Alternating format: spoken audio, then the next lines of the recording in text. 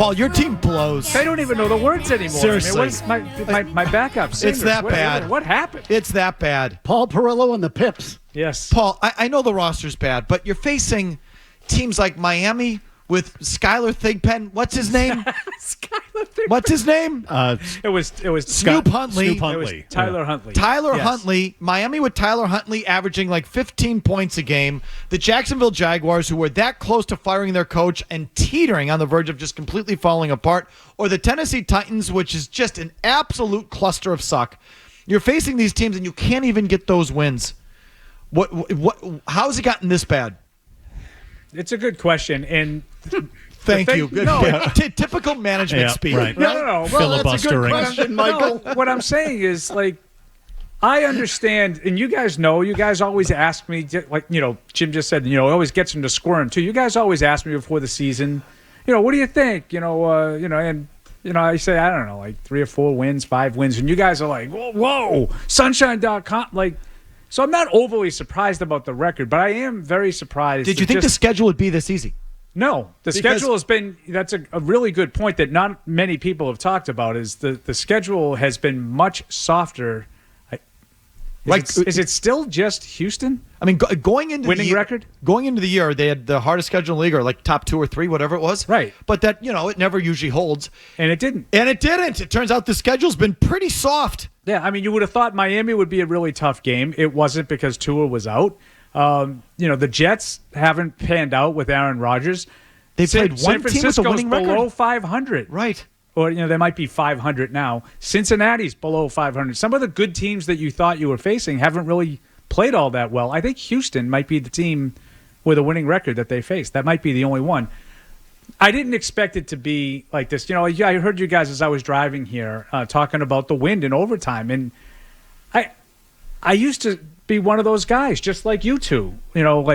Jesus, you listen to these guys giving Bill credit for for knowing after he loses the coin toss to take the wind, knowing which way the wind blows. I guess I overlooked the details because nothing about that explanation made any sense to me. If the wind changed, which I'm not saying the wind changed, I wasn't there. I was in the confines of Gillette Stadium watching in the studio.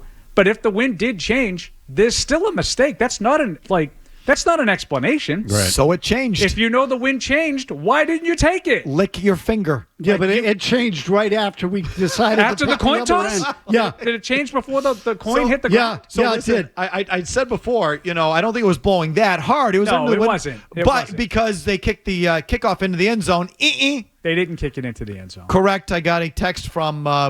but they didn't kick it into the end zone on purpose. Let's say Greg in Medfield. Greg in Medfield texts in.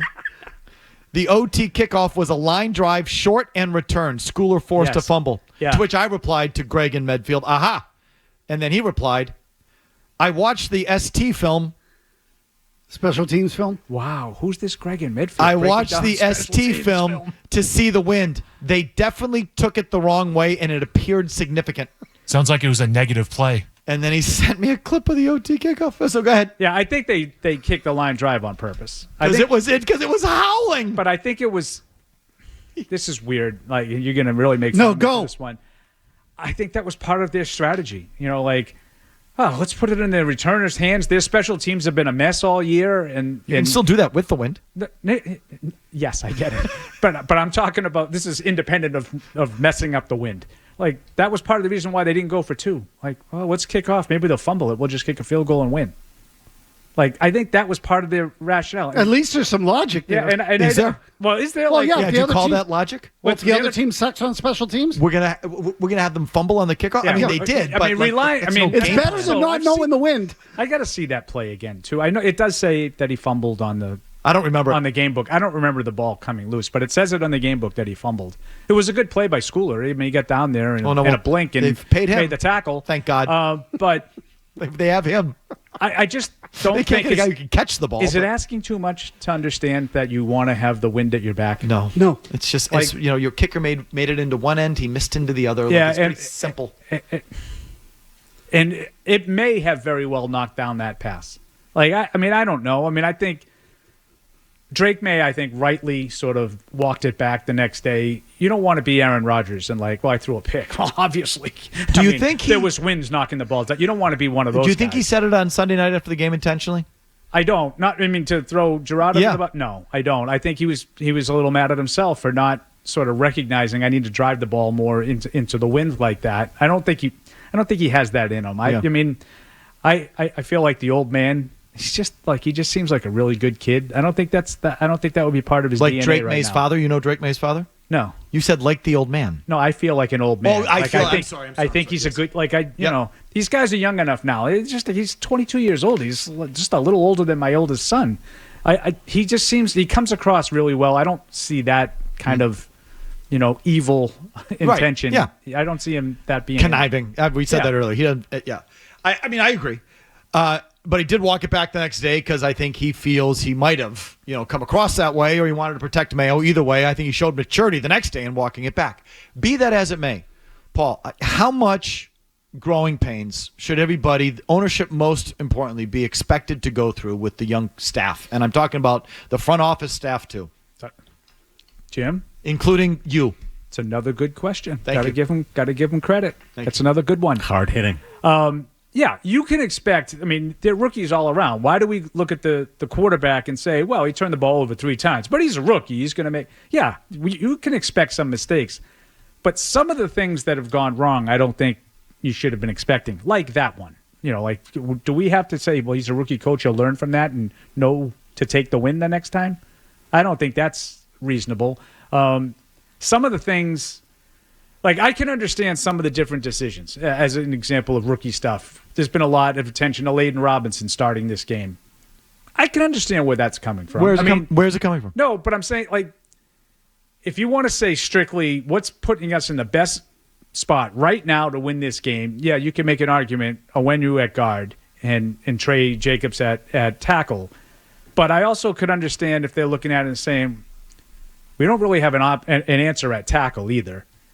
Layden Robinson's a 4th-round pick, a rookie that we like, and he's shown some flashes of being able to play. Let's put him in there against Jeffrey Simmons and see what happens. Now, it didn't work out. He got dominated. But I could, that to me is a rookie mistake that I can live with. He's trying to figure out maybe developing a player. Which young guys I want to go forward with. That I can understand. The going for 2 down 9 in London, I don't like that. I don't like just strict analytics guys telling me that this is how you have to do it, and just sort of the opposite approach, right? What did everybody say in the game here that said, okay, kick it and go to overtime? And I don't kill them. This one to me is different. It's not an analytical decision whether or not to go for 2 with no time left. You either win or lose. I would have gone for 2, but I don't kill them. You don't think analytics are in there? Well, it's basically the same. 50-50. Oh, I see. Analytics don't come into play because it's the same. Got it. Right, but everybody says, well, you kick the extra point, you go to overtime, you extend the game. Well, that runs counter to what you did in London because you went for 2 and put it on 1 play. If you get it, we extend the game. If you don't, the game's over. So there's 8:30 left, you're down 2 scores, you lose. So he said that. I said, well, it's not comparable. You think it is? No, I think that mindset is comparable. I don't think the 2 sides are comparable in that analytics factor into down 9, you go for 2. Yep. But I don't think this is an analytic decision. This is like a Dan Campbell, we're going to go for 2 because we're going to win the game. That's what I would have done because I think the other team was better than you for 60 minutes. My best chance to win the game is get 2 yards on 1 play and we walk off winners. But I don't kill them for not going for 2 on that. I just like that whole mindset of extending the game one way and not worrying about extending the game the other way. But back to me, those are the kinds of rookie things that I don't think I want to live with. To what level of rookie learning curve that that should be acceptable? Yeah, some of the stuff is understandable, and the roster, the record is understandable, right? Like the strict wins and losses. They got to a point where there was the first drive of the second half, they went down and scored a touchdown amazingly because it was just an incredible goop melange of bad football on both sides. Right. There was 6 penalties, 3 on each side, and finally the Titans made the last one on 3rd and goal to give them a 1st and goal inside the 2, and they finally scored. But these holding calls and these alignment penalties and the illegal shifts and They actually drove about 86 yards on that drive. Like that kind of stuff in week 9 to me is beyond what I should be expecting from a rookie coach. But there have been signs in times I thought where they have shown some, the unfortunate part for Jerod Mayo is like he kind of came out of the gate with his best looking coaching performance. The Cincinnati game, I think, told everybody, wow, maybe they're a little bit more advanced, not on the field, but coaching-wise, maybe they're a little bit more advanced than we thought.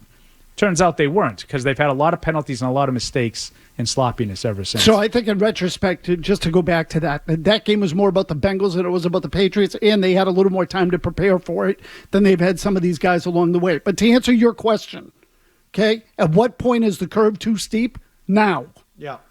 And look, so that's obvious. Like, I'm not, but what I would ask Paul is, Mike, if you want to me, what I would say is my feeling on it. They wrote off the year. They wrote it off. The Crafts wrote off the year. They wrote it off to a young roster and a young staff. And which is why Kraft said, I don't know how many games we're going to win. He went into the year saying it's going to be bad. It's going to be ugly. I'm going to let Mayo make his mistakes. We're going to be better in year 2 for it. That's what I'm going to judge him. If you're asking me, that's what it is. It's a great way to piss away a year. Now, did they think it was going to be this bad? No, but he committed to it, and he's going to see it through. Well, I agree with that. It's just, is it the right thing? If you like that clip, check out more videos from Felger and Mazz here. For more Patriots analysis and opinion, hit this playlist. And for all the latest from the Sports Hub, download the app at 985thesportshub.com.